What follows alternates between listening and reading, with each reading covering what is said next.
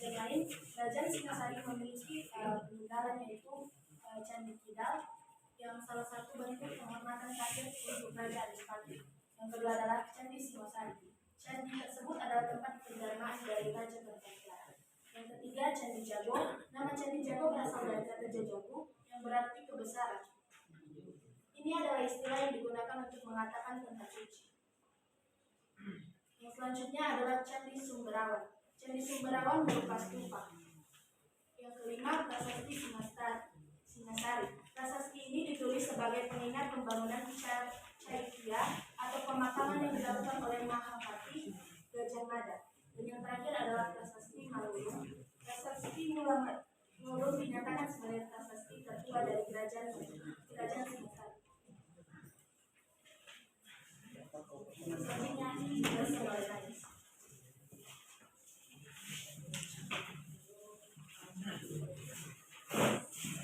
Kelima, saya akan menjelaskan tentang Kerajaan Majapahit. Kerajaan Majapahit ini merupakan salah satu kerajaan Hindu Buddha terakhir dan terbesar yang ada di Indonesia. Mereka berkembang dari sekitar abad ke-13 hingga abad ke-16. Dalam sejarahnya, Majapahit dianggap sebagai salah satu dari kerajaan terbesar yang mencakup wilayah hampir seluruh Indonesia, bahkan mencapai luar wilayah Indonesia yang sekarang ini. Majapahit didirikan pada tahun 1293 oleh raja pertamanya yaitu Raden Wijaya, menantu dari Kertanegara dan raja terakhir dari Singasari. Perlu kita ketahui dulu bahwa setelah runtuhnya Majapahit ini, Raden Wijaya ini melarikan diri dari penyerangan Jayakatwang, sehingga setelah dia berhasil mengamankan diri, setelah dia mengumpulkan kekuatan, dia menyerang balik Jayakatwang, yaitu yang menyerang Singosari sebelumnya, sehingga menyebabkan Kertanegara tewas. Dia pun melakukan penyerangan balik sehingga mampu mengalahkan Jayakatwang. Sehingga setelah dia mengalahkan Jayakatwang, dia pun mendirikan kerajaannya yaitu Kerajaan Majapahit untuk meneruskan kemegahan Kerajaan Singosari. Berdirinya Kerajaan Majapahit bermula dari permohonan Raden Wijaya kepada Jayakatwang untuk membuka hutan di daerah Tarik. Jayakatwang merupakan raja kerajaan Galeng Gelang. Ia adalah sosok yang berpengaruh terhadap keruntuhan Kerajaan Singosari. Kertanegara, pemimpin Singosari yang juga mertua Raden Wijaya, gugur akibat serbuan tentara Galeng Gelang dikirim Jayakatwang. Pada Singosari pun telah diduduki. Hal tersebut membuat Raden Wijaya bersama istrinya dan sejumlah pasukan yang tersisa meninggalkan Singosari untuk menuju Madura. Mereka hendak menemui Adipati Widaraja. Ketika mengabdi kepada Jayakatwang, Raden Wijaya mengusulkan untuk membuka hutan Tarik sebagai tempat berburu Raja Katwang. Hutan itu pun diubah menjadi hunian sekaligus tempat untuk membangun kekuatan yang akan digunakan untuk membalas penyerangan Jayakatwang kemudian hari. Tempat tersebut kemudian dinamakan Majapahit atau Wilwah Kukam. Kehidupan sosial masyarakat. Kehidupan sosial Kerajaan Majapahit terbagi dalam kelompok masyarakat berdasarkan dari pekerjaan. Umumnya, rakyat Majapahit adalah petani, pedagang, dan pengrajin. Selain bidang pertanian, Majapahit juga mengembangkan perdagangan dan pelayanan. Materi selanjutnya akan dijelaskan oleh teman kita Daud.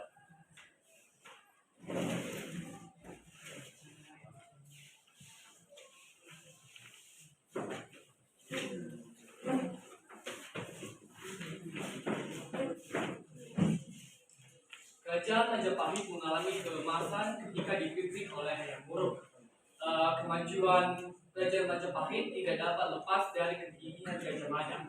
Gajah Mada dinobatkan sebagai Patih Mangkubumi pada tahun 1336 pada masa Ratu Tribhuwana Tunggadewi atau ibu dari Hayam Wuruk.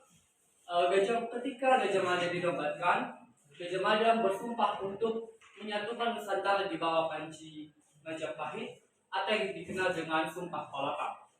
Sumpah Palapa yang dinyatakan oleh Gajah Mada tersebut terlaksana dengan kekuasaan Majapahit meliputi dari Sumatera, Semenanjung Malaya, Kalimantan, Sulawesi, Kepulauan Nusa Tenggara, Maluku, Papua, Termasuk dan sebagian Kepulauan Filipina.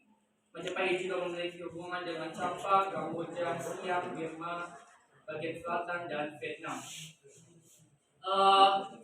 Kerajaan Majapahit juga memiliki armada angkatan laut yang sangat tangguh di bawah pimpinan Laksamana Nala. Dengan kekuatan militer dan strateginya, kerajaan Majapahit dapat menciptakan stabilitas di wilayahnya. Perkembangan di kerajaan Majapahit juga sangat pesat. Salah satunya yaitu kehidupan beragama. Di masyarakat kerajaan Majapahit beragama Hindu dan Buddha.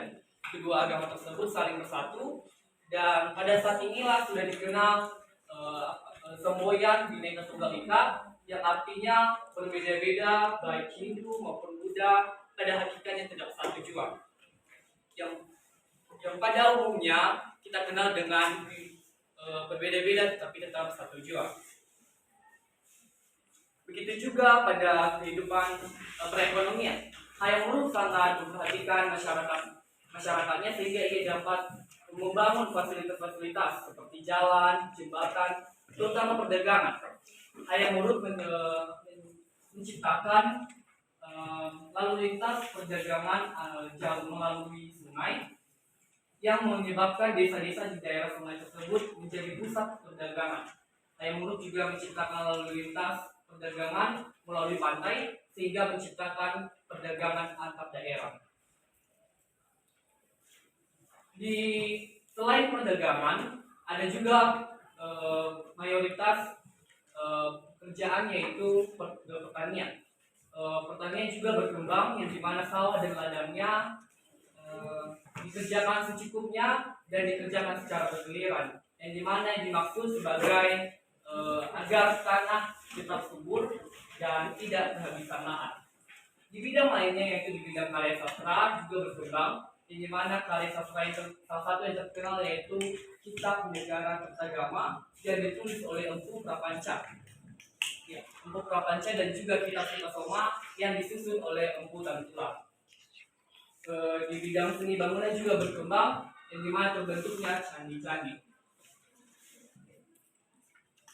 Ya, pada saat Gajah Mada wafat yaitu pada tahun 1364, itu Hayam Wuruk tidak dapat memberikan posisi Gajah Mada kepada siapapun karena menurut Hayam Wuruk tidak ada yang secakap Gajah Mada. Kemudian pada saat Hayam Wuruk wafat yaitu pada tahun 1389, maka disinilah kerajaan Majapahit mengalami kemunduran. Dan salah satu faktornya yaitu konflik internal atau perang saudara atau yang kita kenal dengan perang Parekrek.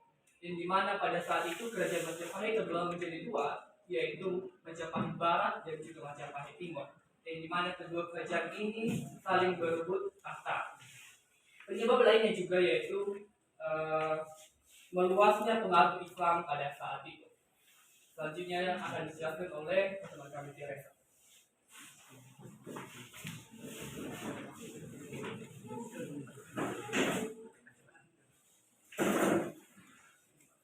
Baik, materi selanjutnya adalah peninggalan kerajaan Majapahit.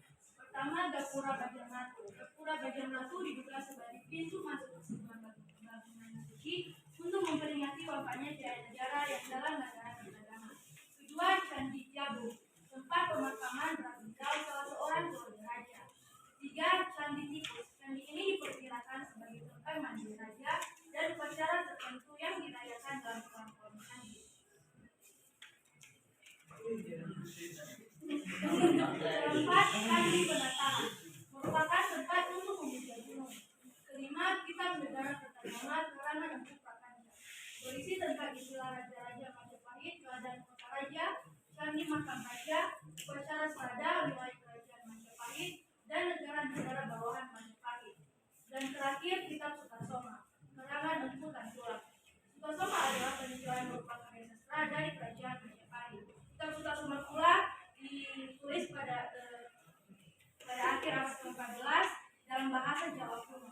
Demikian presentasi kami. Apabila ada